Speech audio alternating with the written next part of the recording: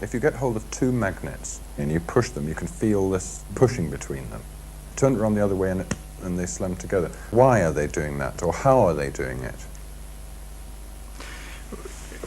You're asking... I must say, I think that's a perfectly reasonable question. Of course it's a reason. It's an excellent question. Okay? But the problem that you're asking, you see, when you ask why something happens, how does a person answer why something happens? Now, when you ask, for example, why two magnets repel, there are many different levels. It depends on whether you're a student of physics or an ordinary person who doesn't know anything or not. If you're somebody who doesn't know anything at all about it, all I can say is that there's a magnetic force that makes them repel, and that you're feeling that force. I'm not answering your question, but I'm telling you how difficult a why question is. You have to know what it is that you're permitted to understand and allowed to be understood and known, and what it is you're not. Well, I'll just have to tell you that's going to be one of the things you'll just have to take as an element in the world, the existence of magnetic repulsion, or electrical attraction, magnetic attraction.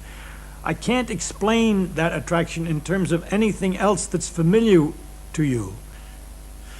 So I'm not going to be able to give you an answer to why magnets attract each other, except to tell you that they do. But I really can't do a good job, any job, of explaining magnetic force in terms of something else that you're more familiar with, because I don't understand it in terms of anything else that you're more familiar with.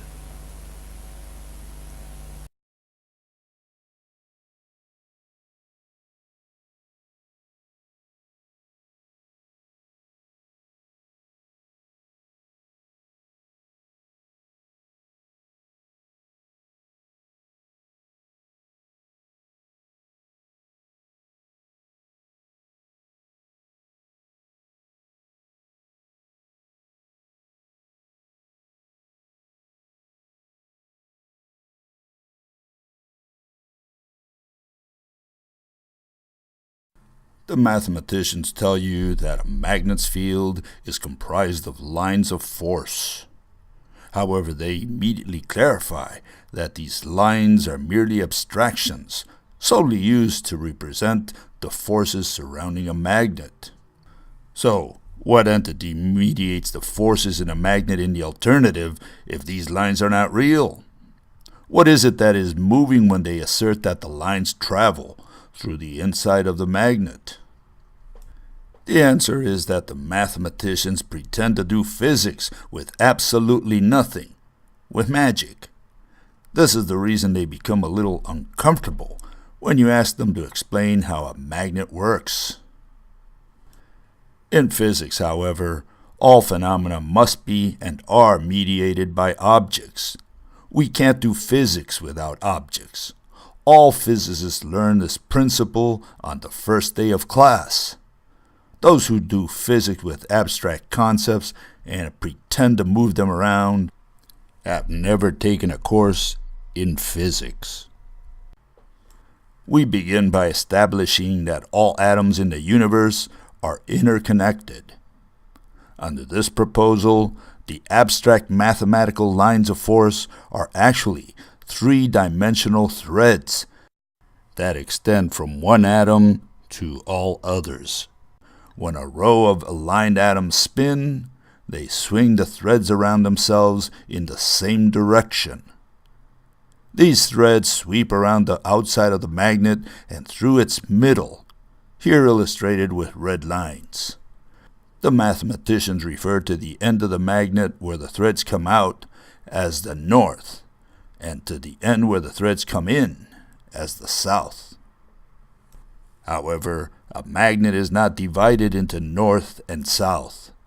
It is physically divided into top and bottom. If the threads in the top half of a magnet swing clockwise, the threads of the bottom half swing counterclockwise. Mother Nature does not understand north and south or positive and negative. Mother Nature understands clockwise and counterclockwise. It is thus that when the south end of a magnet faces the north end of another, The threads on the top half of the south side swing clockwise, while those of its bottom half swing counterclockwise. Likewise, the threads on the top half of the north end swing clockwise, whereas the threads on the bottom half swing counterclockwise. When the threads of the top of the south side come down, they drag the threads of the top of the north side, which are coming up. Conversely, the threads of the bottom half of the south side come up and drag the threads of the bottom of the north side as they come down.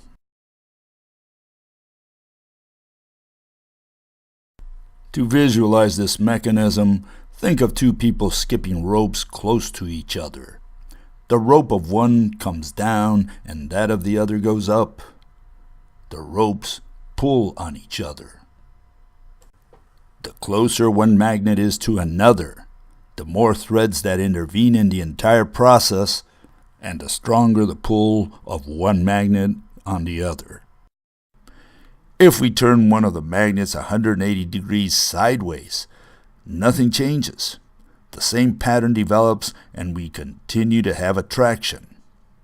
However, if we turn the same magnet 180 degrees from front to end in the north-south direction, now the top threads and bottom threads of both magnets are clashing against each other.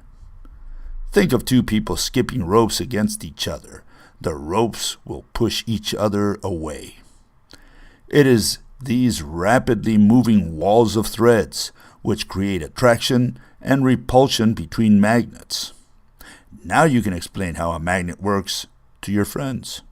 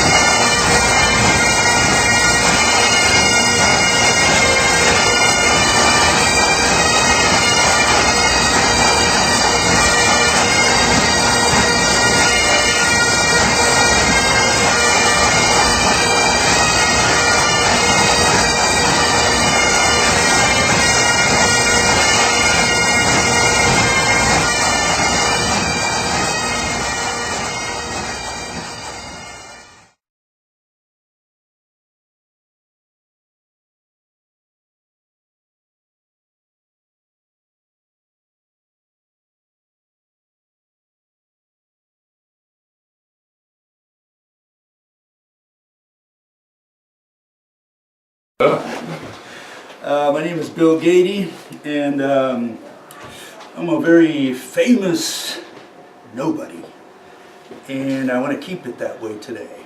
Hopefully all of you came here not to ask for my autograph, not to ask for my credentials.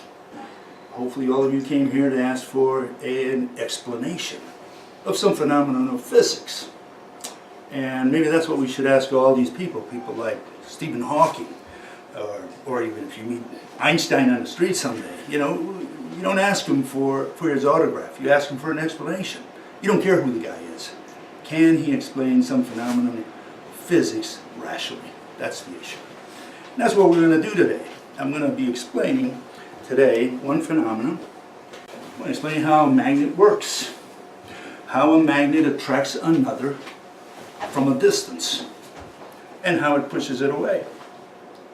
I'm going to explain the mechanism. I'm going to give you a physical mechanism that you can take to your friends, to your family, and say, hey, I can tell you how a magnet attracts another. Now, I chose this subject because it's like it's the test of fire. It's called the lion's paw test. Lion's paw in the 17th century, there was a mathematician, his name was Bernoulli, and he had a problem he could not solve. And so he sent it to different minds in Europe, and he says, please solve this problem for me.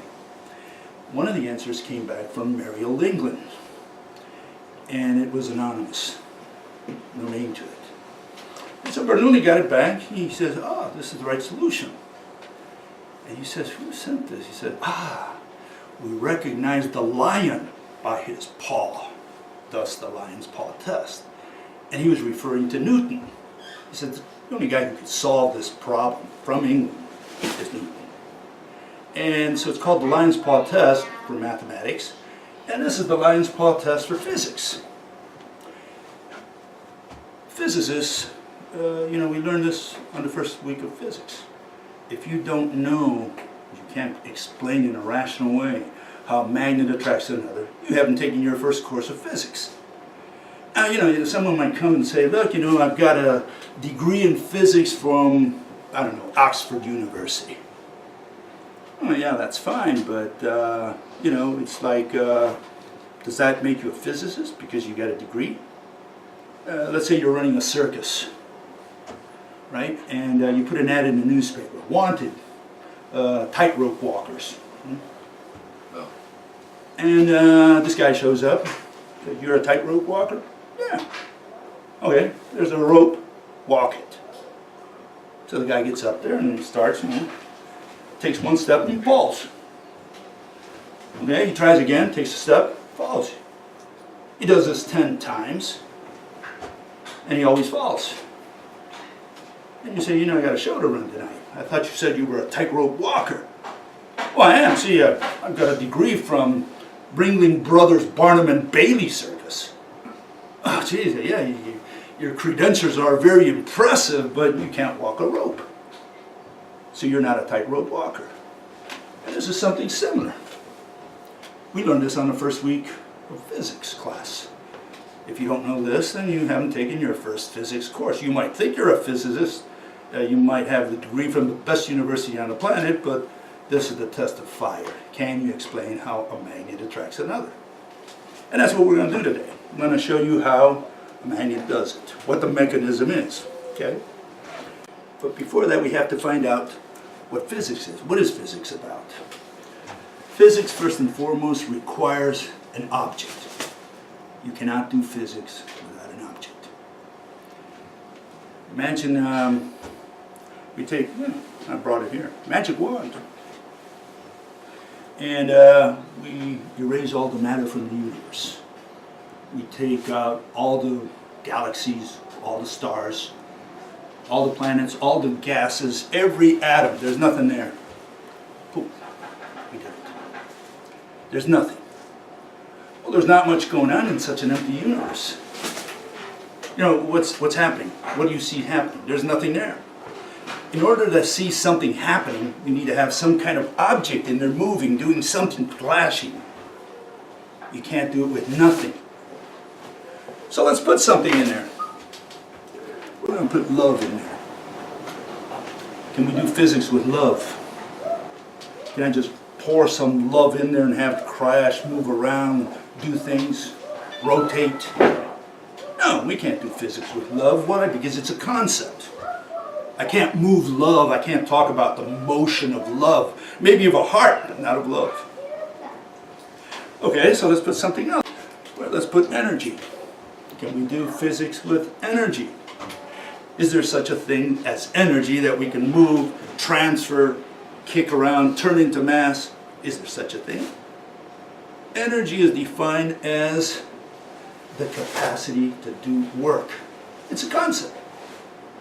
I can't move energy around because there's nothing there to move around. It's defined as a property of objects. It's a concept. I can't do physics with love. I can't do physics with energy. You need an object. So what is an object? Well, it turns out in the last 200,000 years, since we descended from the trees, I guess, no one has defined what an object is. Nobody knows what an object is. Not a single book of physics. You go to high school, you go to college, not a single book of physics begins by telling you what an object is. Here we have the first rule of physics. It says you can't do physics without an object. And no one has ever defined what an object is. So we have to define what an object is before we can do any physics. It's the first word any physicist has to define. And we're going to define that as that which has shape. That's what an object is for the purposes of physics. Now you won't find that definition in the dictionary. If you look at any dictionary anywhere in the world, an object is defined as that which we can touch or see. The problem with that definition is circular. We can't use it in physics. Something else has to do the touching, something else has to do the seeing. You need an object to define the word object. So it's circular. We can't use that. This definition stands on its own. You don't need to touch, do anything. You don't need to run a proof, an experiment. If an object has shape, if it's the only object in the universe that has shape, it qualifies as under the word object. Anything else that doesn't have shape falls under concepts. We have concepts, we have objects. So we're going to be doing physics with objects here. And what we're going to do is explain magnets. Here I have two pieces of metal. Two chunks of metal. That's all. This is the entire system. And I put them together, and they stick. Magic. Magic that very few people can explain. They say, how does it happen? You know, it happens from, I can feel it pulling right there. Anyone can try it at any time. If I turn them around, I get the opposite effect. I can't put them together. They push each other away. Here I have two horseshoes. They're made out of metal too. And I'll do it here so it won't fall, but you'll see that, you know, it doesn't hold on. You know, it just falls off. There's no magic here. So here we have magic, and here we don't have the magic. There's some qualitative difference here. Something different between this set and this set. And hopefully it's mediated by an object. Well, we're all crazy. What are we going to do it with? We're going to do it with nothing? With concepts? Is a concept holding these two, you know, U-shaped or horseshoe-shaped magnets together? What's holding this? There's nothing there. Something's different between this set and this set. And we have to explain that difference. What is the difference? You know, are we just going to describe and say, they stick together, north attracts south? Well, what does that mean? I could have said y attracts x. Have I explained the mechanism? No. I need to explain the physical mechanism of how something attracts something else from a distance. It's already pulling on me right there. So this is what we're going to try to explain, what's happening in there. And what we have to do is identify the object that's doing that magic. Now, these two sets and these two sets, they're both surrounded by objects. An object is that which has shape. Now, both of these objects are surrounded by air. Some people don't realize it, but air is an object. It's not a concept. Air is made out of atoms, which turn into molecules, O2 and some other stuff. We call it air. You might say, well, what is the shape of air? I mean, if an object is that which has shape, and I'm saying that air is an object, well, what is the shape of air? You might ask that, right? Let me show you the shape of air, at least on our planet. This is the shape of air. Air covers our planet. It's made out of atoms. It looks like a shell. That's what air looks like here on our planet. But you can give it any shape you want. You can take a balloon, blow it, could be a sphere. Astronaut takes the balloon to outer space, pinches the balloon, and the blob comes out.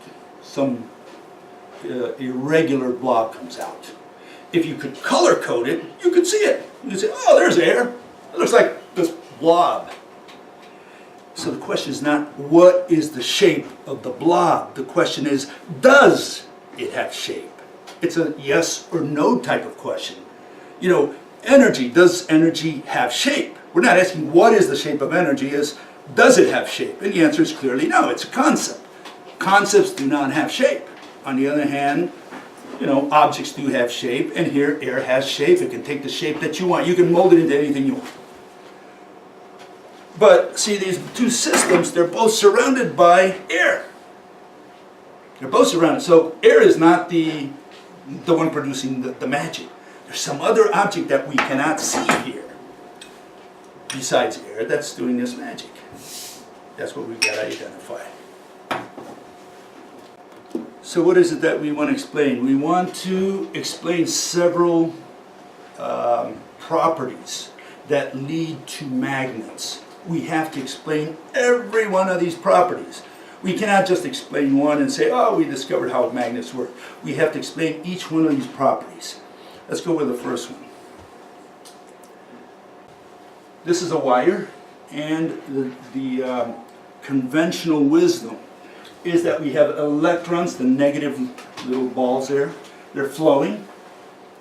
And just by the flow of these electrons, it creates what is known as a magnetic field, those rings you see around that wire. Okay, everybody see that?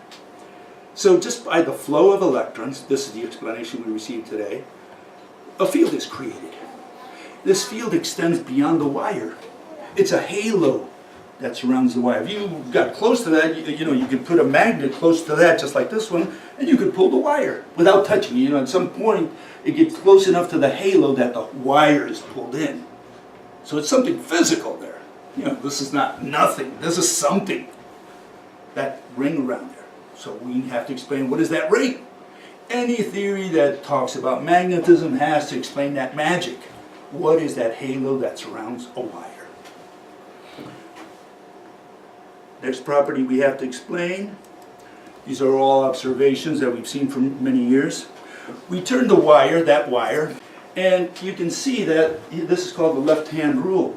This is the direction of that field. It's called a magnetic field, and he's showing, which way that field is pointing around the wire. But when you have one side of the wire against the other, they're pointing in the opposite direction. If this one, from your point of view, if this one is counterclockwise, the fingers here are clockwise. They're opposite. Once you turn the wire around, see, if you go with your hand all around, when this hand is over here, it's facing like this. When it's on the other side, it's facing like that. The fingers, they're curled in the opposite direction. So you have to explain, if the magnetic field here is clockwise, here it's counterclockwise. That's another property we will have to explain here. You cannot get away and say, well, I cannot explain this part, but I'll explain some other part. You have to explain each one of these properties. And here we have another property. If we coil that same wire, sufficient winding, you will find that the field goes through the inside and comes out the outside. They blend, they turn into this flow, and it goes around the coil. It goes on the inside of the coil and comes on the outside of the coil. That's what we will have to explain this phenomenon as well, this property. Okay? And we have to explain how that coil turns into a magnet itself. The magnet has the same property as a coil. The field goes through the center here and out the outside. That's the direction of the field. Okay? We're talking about the direction of the field. The field goes through the center of the magnet, comes out on the outside. We call the north side where it comes out, the south side where it comes in. Direction of the field. Okay? Here I put two tanks, army tanks, and the wheels of the tank, they're mirror images in this case. One's running against the other. And this is exactly the flow of the field. It goes through the center of the magnet and out the outside of the magnet. So this is mimicking, this is an illustration we just saw. Okay? It's another way of presenting. Here's another way of looking at it. You can have two wheels turning in the opposite direction, and they'll have no problem in strolling against each other. They don't like each other. They just hit each other and push each other away. And we can't produce it here, but what if this one were to go clockwise? Would this set of gears move? You've got one coming down, the other one coming up, they get stuck. There's no motion. They hate each other. They attract each other. As long as we have them in the opposite direction, they don't like each other. But the other way, they lock into each other. You can't move either gear. Another different way of seeing this. Here's another property. We have two wires, parallel wires. The attraction the current is running in the same direction in both of them. If it runs in the same direction, the wires attract each other. If current runs in opposite direction, one comes, the other one goes, they don't like each other. They push each other away. We have to explain each one of these characteristics, these properties of wires and of magnets and of coils. Can't avoid any of them. He who cannot explain each step here has not explained how this world works. And here's another one. We have two wires, and we sprinkle iron filings around them. Two wires running current. Right? If the current runs in the same direction, it runs into your eyes through both wires, this is the pattern that's formed by the iron filings. Contrast this with the wires running current in opposite directions, and you get, if you pour the iron filings around them, you get this pattern. Okay, and again you can see that there's a pattern very similar to what we just saw with the two gears going in opposite directions. They don't like each other, and this is something similar. This one goes this way, this one goes that way. That's the impression it gives you. Very different than the one you just saw a minute ago, which is that one. Current running in the same direction, current running in opposite directions. Those are how the iron filings get sprinkled. That's the pattern that we see. We have to explain each one of these phenomena. Okay? They talk about lines of force. They say the lines of force make up the magnetic field. What is the problem with that? The problem is that they say that the magnetic lines of force are not real. Again, they're doing physics with nothing. They're saying we use the lines of force to illustrate, but don't take them seriously. They're not there. So we end up saying, well, then what is the field? If we have a field that's producing a physical phenomena, a physical influence, a physical force, and then we say, well, yeah, and we can explain this with lines of force, and then we say, but the lines of force don't really exist, they're not there, then what have we learned? We haven't learned much. We don't know what's causing it still. So they say magnetic fields are not real entities in 3D space. They are a draftsman's artifice. It's just a trick that they use to explain magnetic fields. And here's another one that says there are no real lines of force. Field lines are simply a mathematical construct. That's what they're teaching. So, you know, the question is, how are we producing a physical phenomenon with, you know, abstractions? We got a problem there. We can only do physics with objects. These lines had better be real. We just need to find out what they are. And there's another problem with that, and that's that they say that they talk about magnetic flux, that something is moving in there, but they say flux does not actually flow from north to south pole, or flow anywhere for that matter, as magnetic flux is a static region around a magnet in which the magnetic force exists. In other words, magnetic flux does not flow or move at all. So we have a flux that is not fluxing, a flow that is not flowing. And this is wrong. You know why it's wrong? Ampere, 19th century investigator, guy who did quite a few experiments with magnetism and electricity. He discovered that magnetic lines are produced by moving charges. So we have something that's moving that's creating something that's static. That's what the impression they want to give you. And that impression is wrong, and we know this because of the following. These are iron filings that are sprinkled in water. And now they put a magnet in there, and you can see little by little how the little iron filings are being collected around the magnet.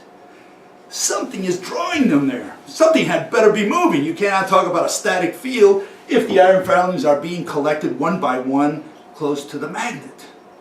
Something is moving. This field is in motion. In other words, the field has something that is dynamic within it, something that is moving in it. Otherwise, you can't produce this. It's slowly collecting one particle at a time. Okay? So we have to just figure out what these lines of force are. And in order to do that, we're going to contrast quantum mechanics against what I'm going to be proposing today. Quantum mechanics is a world of discrete particles. And what we're proposing in exchange is that all atoms in the universe are interconnected.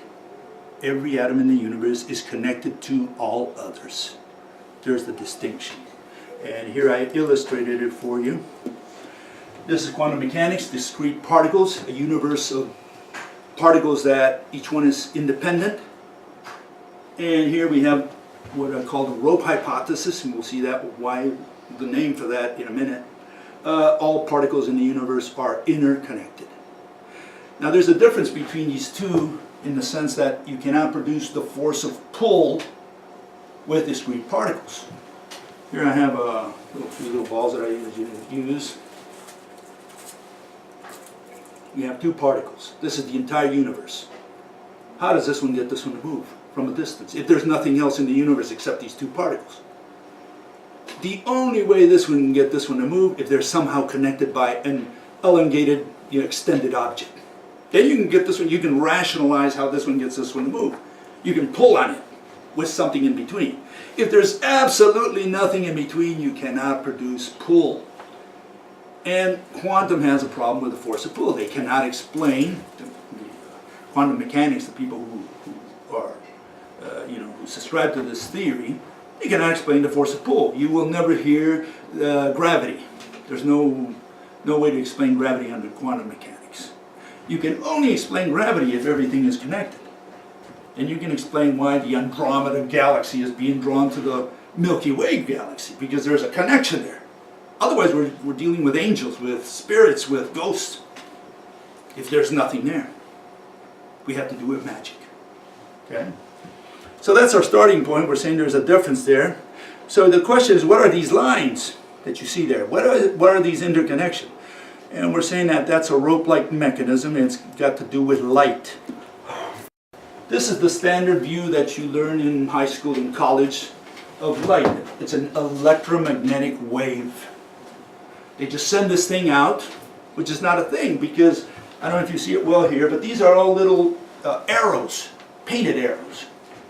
And you say, well, what is the object? What is the mediator? What is the entity that's here? And they say it's nothing. It's the undulation of nothing. That's what you get. That's what you'll see. That's what you'll be taught.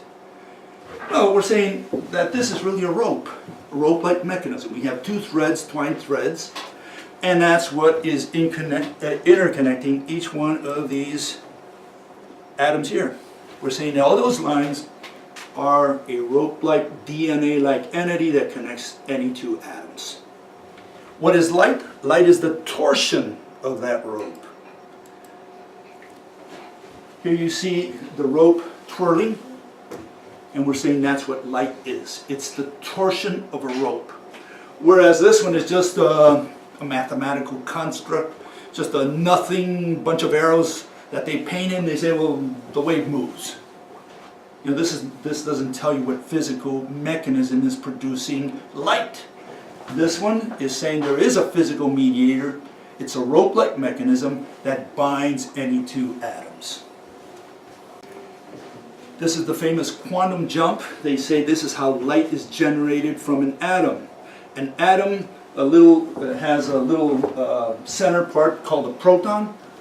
At the edge you have an electron. The electron jumps back and forth. And when it falls to a lower energy level, a stream of particles called photons comes out. And when it rises to an energy level, it absorbs a stream of photons. So the atom just pushes photons out and pulls them in constantly. This is another version. This is with the wave. The atom again pumps back, the electron pumps back and forth, and a wave comes out. Goes off to nowhere. And we're saying these two images are wrong. This is the incorrect way of looking at of nature. What we're saying is that there are two atoms. Here we chose two atoms. They're interconnected by a rope, And as they expand and contract, they torque the rope. Light is that torsion, is that signal along the rope. That's what we're proposing in exchange. Okay? How does this produce, what does this have to do with magnetism? We have two atoms, and we're saying they're connected by a rope. And the rope, one of the threads comes out loose. It starts twirling around. Starts twirling around. What happens if we have more than one atom?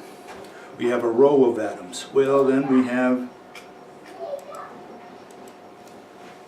a wall of threads going around. Okay? So we have a series of atoms. They're all connected by this rope. One of the threads comes out loose. Starts twirling around. We have a row of atoms. Several of the threads come out loose and they swing the threads around. Well, the first thing we can explain with this, just so far, with this setup, is what I showed earlier here. We can explain this field that goes around the wire. Instead of electron flows, little beads moving along the wire, we have the atoms, the electrons spinning the threads around the wire. So now we have simulated this in a different format. We don't have electron flow. What we have is the turning of atoms. They're spinning, and they're spinning the threads around themselves. Those threads, those lines of force are threads, and we're saying these are physical threads. They produce physical effects. So we have at least mimicked this in a different way. We're saying there's no flow of electrons. What we have is the turning of atoms. They either turn clockwise or counterclockwise, doesn't matter. But whichever way they turn the whole wall of threads. Okay? Second part, we're going to explain what happens when we coil the wire. We take this wire, we turn it around, and now we coil it. In other words, what we've done is this, right? In this direction. And the ones at the top have a different direction as the ones at the bottom, just by turning. Here they were like that, right? With the, my thumb will be pointing this way, but the current should be like this, right? I'll forget about this thumb here. They should go like that. But what happens when you turn them around? Well, they're in opposite directions. You see that? The fingers are in opposite directions. So the ones at the top, the ones that are colored violet, are going in the opposite direction of the ones at the bottom. They're in opposite directions. Simply by curling the wire. Now they're spinning the threads in this direction. The other ones are spinning in the opposite direction. But look at the interesting part. They run the force right through the center. You know, if one is spinning this way and the other one's spinning that way, the force is through the center of the coil. And that's what I'm showing here. Okay? So we now have explained the second part. In other words, we at least have been able to simulate what we see here, where we coiled the wire. Okay, we coil it, just give it one coil, and this side is now going to be turning opposite that side. We have at least mimicked that. So far we have explained these two phenomena. Okay. Let's see if we can explain the third one now. We take the this coil, and we have several of these coils. Think of this as a cross section. It's a coil, but we cut the coil in half. So what you're seeing is half of the coil. The top ones spin in this case it's clockwise. Here it's counterclockwise. They should be opposite. The force is through the center. The force is going in this direction. Under the current labeling that we use, this is the north part of the coil or the magnet, and this is the south part. The force goes in through the back, that's the south part, comes out the front, which is the north part. Okay, so that's what we're seeing here. And this mimics or simulates quite well the coil that we saw earlier. The force runs through the center and comes out the outside. It's mimicking exactly that, you know, what we observe in the laboratory. Okay? It's mimicking that. It's not this way, that's why the X is there. It all blends together, and now the force goes through the center of the coil, comes out the outside. So we mimic this as well. We simulated these three properties of coils so far. If we have the atoms spinning and moving the coils, the threads through the center, coming out here from south to north, we can see what the flow looks like inside a magnet. If we were to sprinkle iron filings around it, it would take that pattern, exactly the pattern shown there. The bottom one goes counterclockwise, the top ones go clockwise in this case. And that also simulates what we saw earlier, which is this, where the coil turns into the magnet. If we were to sprinkle iron filings on top of a magnet or on top of the coil, these are the patterns that you would get with either one of these two mechanisms. Okay, without the flow of current. What you get is simply atoms turning in place, swinging the threads that connect them. And now the question is, how does this produce attraction and repulsion? How do we get from this mechanism that I just explained, the flow, the turning of atoms, which swing threads around, real threads, those famous lines of force, that causes some kind of push. How do we turn that now into attraction and repulsion? How does a magnet work? Now let's begin by showing the simple mechanism. Let me show it here. This is a little device I made last moment. I thought it would be interesting. Very crude device. I'm sure the new generation will come up with something better than this, something automatic, so we got to leave something for the new generations. And what this does, it simulates rope jumping. You're jumping rope, you're skipping rope, and that's what it does. Very simple, crude thing. It turns around and it skips. So in this case, from your point of view, they're both going counterclockwise, right? Now what happens if one of these comes down while the other one tries to come up? Well, they tend to grab, they tend to pull on the other one. On the other hand, if we send one clockwise, this one is still going counterclockwise, they tend to clash and push each other away. They don't like each other. So it's not the same thing for two things to go in this direction and clash than for both of them to go in the same direction, one pulling on the other one.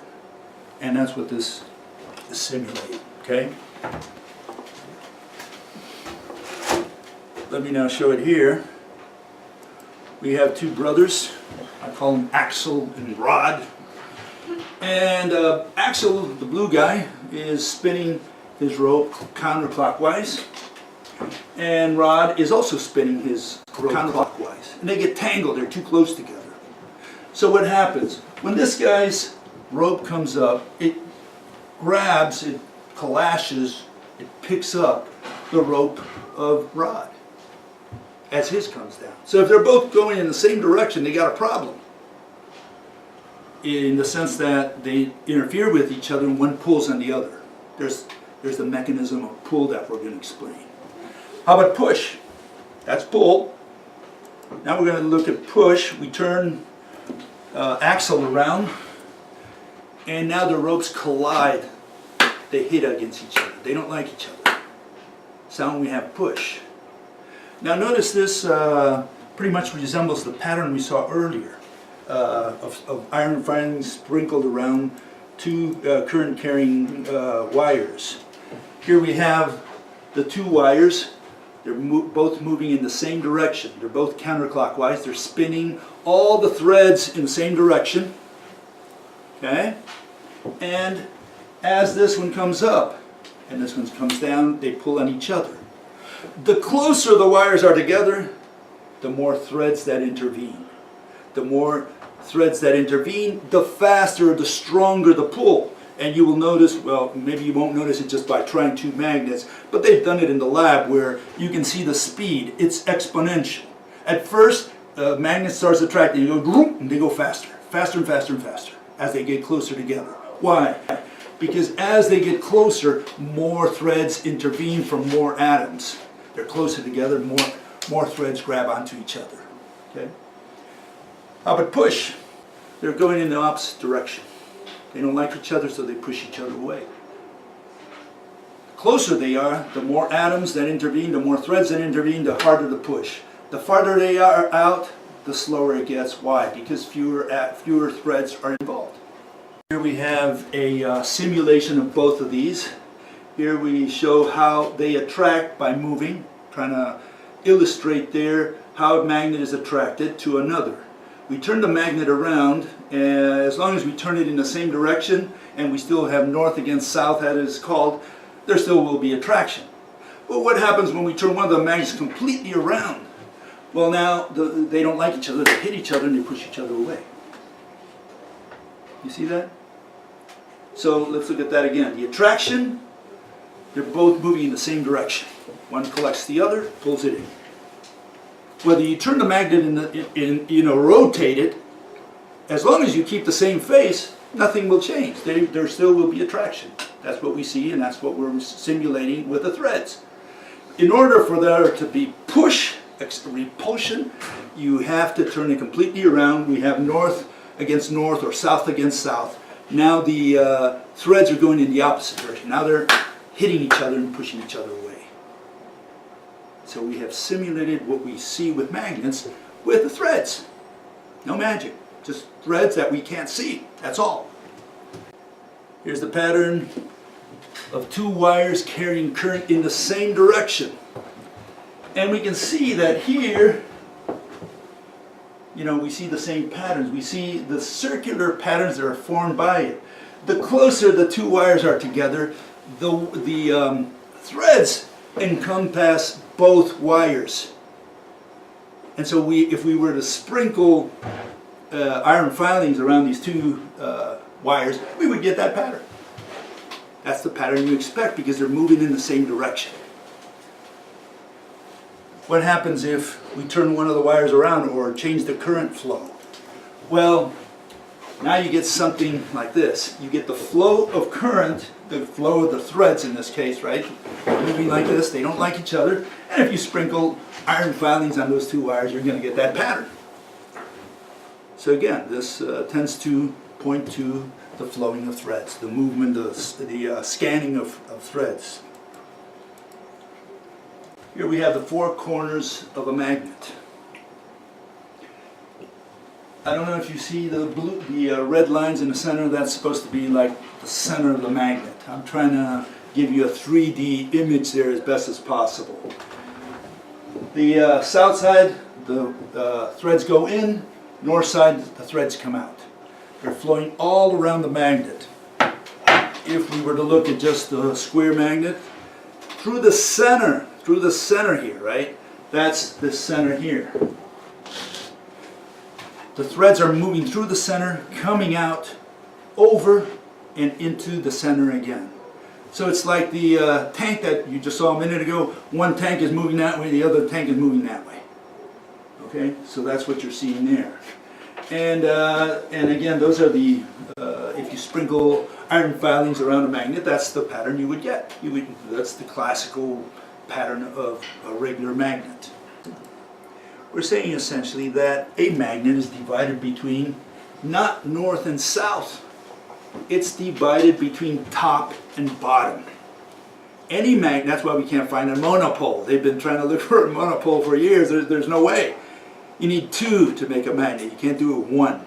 Why? Because the top ones, the threads are moving around the magnet, going through the center, and colliding against the ones that are going in the opposite direction at the bottom. So I can cut this magnet in two, and I'm going to get the same result. No matter how many times I chop it up, I'll never get a monopole. Because on the top, they move in one direction, on the bottom, they move in the opposite direction. A magnet is not divided between north and south. It's divided between top and bottom, up and down. Now it makes sense. Now we can explain, if we put another magnet here, which I'm going to do now here, we can explain why magnet rejects the other one.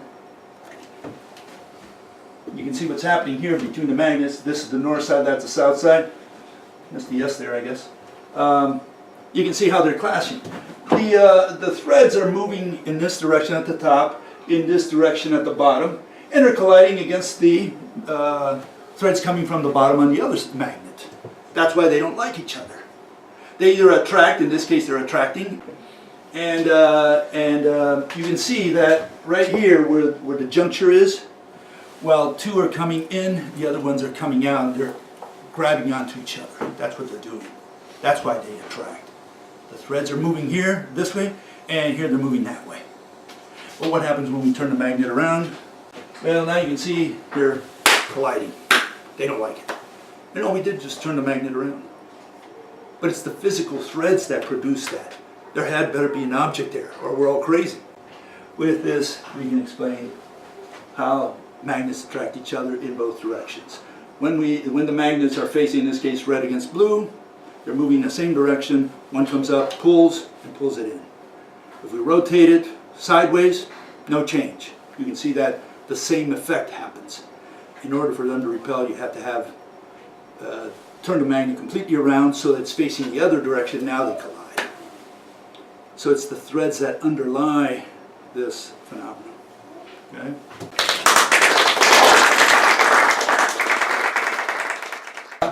Here we have the hosts, and they generously provided their castle where we are performing this physics conference, and we want to kind of reward them with a little something, at least from my part, and I'm going to give you this. So that you can play. You have to handle this one, and he handles that one. Okay. Okay. Every night, you turn it around.